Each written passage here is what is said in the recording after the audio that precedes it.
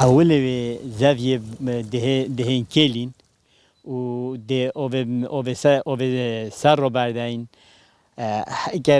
اگر تراتر گست نت خرموشا و دی منطقه هم دست مد کردن ده بون شیلین اگر نبن اما بیاو مرکو ده شیلین و هوسا وکی اوانا ده کی نمیشارو او گیرینه ات پر او بی ده تو برنج او اینه.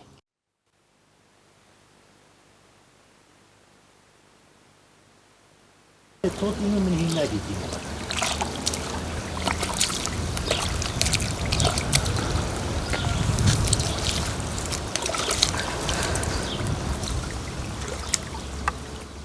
جوفديري حتى بويزي هي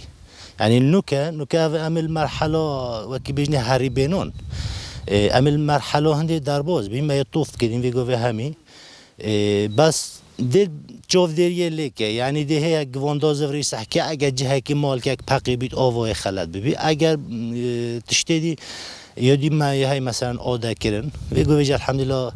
يبصونوي كافتي درمان و اوی تاین بو آده جایی تون زحمت جی ویرانو بای نه يعني برهمه که باش و زحمت اکو کیم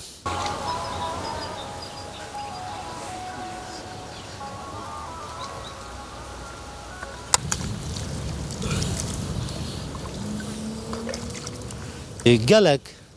نوع برنجی تیتا چاندن خواستن جمع مد بجنه جمع برادوستا جمع برادوستا جیک يعني جمع برچی اب خنوه و درست جمع برادوستایا بس وی جمع برنجیوی اشیم بجمتا سر پشکل سر است منطقه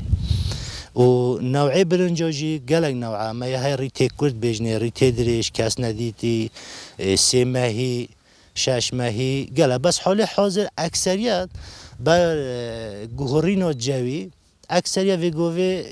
ریته دریشت کن خلکی ما ریجوی جیا باشه ریجکو باشه هی و خورنویش گلگا خوشه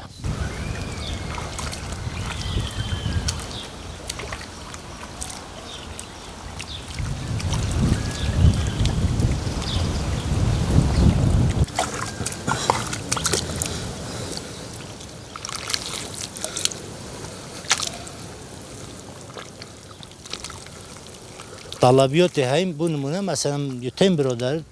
تلفن آورد کن مثلا دی بیجی بو من 20 تانه کی اون دی بیجی بو من 40 تانه کی اون دی بیجی 5 تانه کی اون یه های مثلا